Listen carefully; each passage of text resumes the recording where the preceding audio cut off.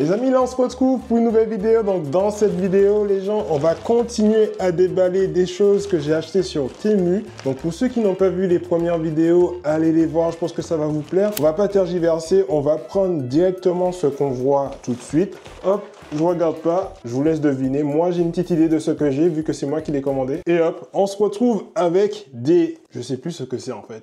Ok, bon là je me suis rappelé ce que c'est. Ce sont des plaques pour le stretching, donc pas forcément que pour le stretching. Donc faut savoir que le stretching c'est quelque chose qu'on fait pour s'étirer, pour pouvoir avoir plus de souplesse. Et l'objectif quand moi je me suis dit je vais acheter ça, c'est possiblement pour faire des exercices. Quand vous faites des squats, corriger des postures. Alors dans un premier temps, commençons par un petit retour dans le temps. Alors faut savoir que les plaques de stretching ne sont pas tout simplement des gadgets modernes. Leur origine remonte à l'utilisation des surfaces inclinées dans les réhabilitations de l'entraînement fonctionnel. Donc les premières versions étaient souvent en bois et destinées aux kinésithérapeutes pour aider les patients à améliorer leur souplesse et à réduire les tensions musculaires. Dans le domaine du squat, les plaques inclinées sont apparues en même temps que l'essor du powerlifting. Franchement, c'est vraiment quelque chose d'hyper léger. Donc là, je vois qu'on a 3 niveaux, donc 2 niveaux qui sont dissimilaires.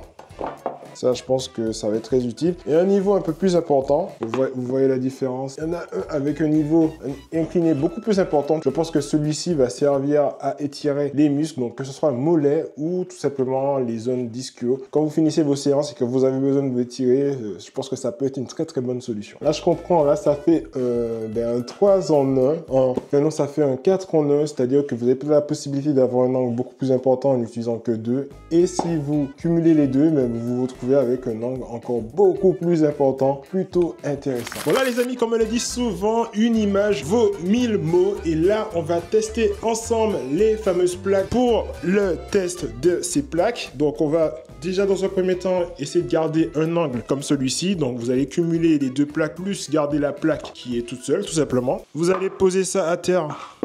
Juste comme ça. Et pour tout ce qui est étirement du mollet, vous avez besoin d'avoir une hauteur supplémentaire, tout simplement parce que si vous n'avez pas d'hauteur supplémentaire, vous allez tout simplement pas pouvoir étirer le mollet convenablement. Et à l'aide de ces plaques, c'est ce que ça va nous permettre de faire. Et je vous le montre tout de suite. Donc, vous allez monter face aux plaques et vous allez vous étirer vers l'avant jusqu'à ce que vous sentez que ça tire et vous allez tenir la position pendant environ 20 secondes à 30 secondes et là très clairement on sent que ça tire et là on va passer à autre chose. Donc ce qui intéresse beaucoup de personnes, c'est les fameux squats. Donc faut savoir que lorsque vous débutez en squat, vous avez possiblement des difficultés à descendre correctement, tout simplement parce que vous avez la cheville qui n'est pas encore malléable, dans le sens où vous n'avez pas forcément de mobilité. Effectivement, lorsque vous allez faire du squat, vous allez beaucoup solliciter la cheville, tout simplement parce que lorsque vous allez faire un squat, vous allez l'étirer au maximum. De base, quand vous êtes en position dite normale, vous êtes droit, vous n'avez pas forcément d'angle. Et quand vous allez commencer à descendre, là, vous sentirez que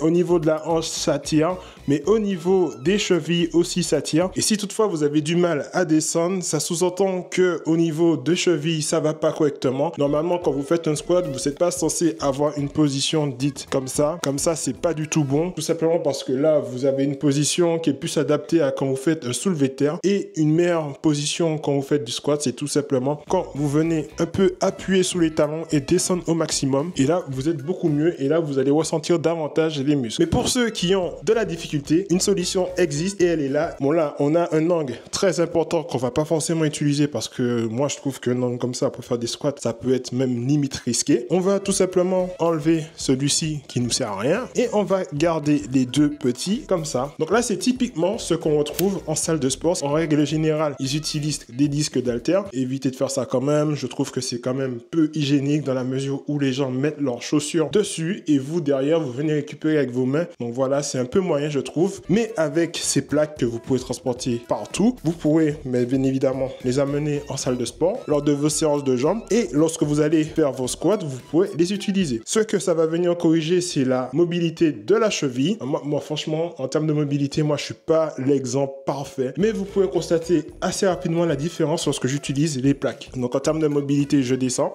là, je suis à mon max. Là, je peux pas aller plus loin. Si je vais plus loin, là, je commence à aller à l'avant et c'est pas le but. En surélevant légèrement les pieds, là, je vais descendre. Et là, regardez, je descends tranquillement beaucoup plus bas. Donc là, je vais solliciter davantage les quadriceps et aussi solliciter davantage le fessier. Et ça, c'est très, très bien. Donc, faut savoir que la plupart des personnes qui font des compétitions de force, etc., utilisent des chaussures adaptées. Ces chaussures adaptées vont effectivement corriger ce petit angle manquant. Alors pour moi, je trouve que l'utilisation de ce type de plaque est très intéressante. Toutefois, il faut savoir varier. C'est-à-dire que là, je vous partage cette vidéo avec des plaques qui sont très utiles, mais il ne faut pas hésiter à ne pas les utiliser. Ouais, c'est bizarre à dire. Tout simplement parce que en les utilisant tout le temps, vous allez moins faire de la mobilité au niveau des chevilles, et ce qui est très important, alors que l'objectif pour vous, c'est de gagner en mobilité. Bon, pour ma part, n'ayant pas forcément beaucoup de mobilité, je vais devoir beaucoup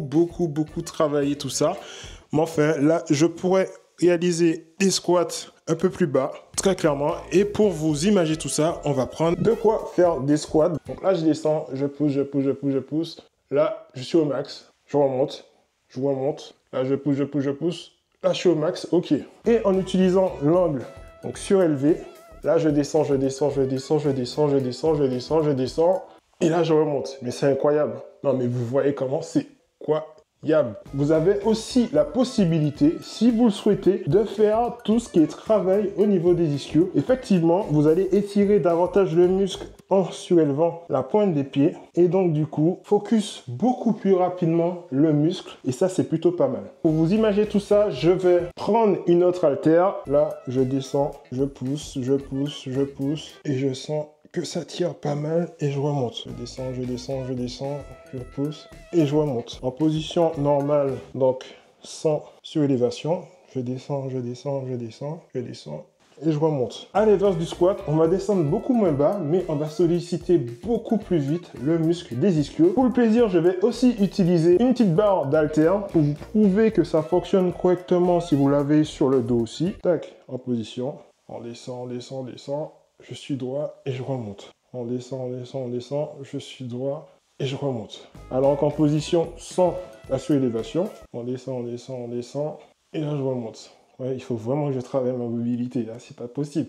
On descend et je remonte. Voilà, donc là, vous aurez eu l'exemple concret de la raison pour laquelle surélever les chevilles, c'est important pour gagner tout simplement en performance et ça fonctionne très bien. Donc si vous voulez mon avis par rapport à ces accessoires, je trouve que franchement, c'est un accessoire qui va vous permettre d'évoluer rapidement. Bien évidemment, vous pouvez les utiliser à la salle de sport comme à la maison. Donc si toutefois vous n'avez pas forcément énormément de poids, cette petite différence fera que vous allez déjà travailler beaucoup mieux, focus beaucoup mieux les muscles que vous recherchez à muscler et ça, c'est plutôt pas mal. La seule petite chose, c'est que c'est un peu encombrant, donc ça rentre dans le sac avec un peu de difficulté, mais on va dire que voilà. Bon, ça va encore, c'est léger. Donc voilà les gens, là, j'espère que vous aurez aimé cette vidéo. Donc j'avais envie de vous partager quelque chose qui sort du lot, quelque chose que je n'ai jamais présenté, quelque chose dont on parle pas forcément. Donc oui, les étirements, c'est des choses que moi, je fais pas forcément correctement, malheureusement, que je vous recommande de faire pour pas avoir ce genre de difficultés que j'ai après de longues années de sport. C'est pas forcément bien, mais je vais essayer de corriger ça un maximum à l'aide de ces accessoires, tout simplement. Donc voilà les gens, là on se retrouve pour la fin de la vidéo. Donc si vous avez aimé, n'oubliez pas de liker, de vous abonner, de partager si ce n'est pas déjà fait. On se retrouve pour une prochaine vidéo. C'était Sahel. Allez.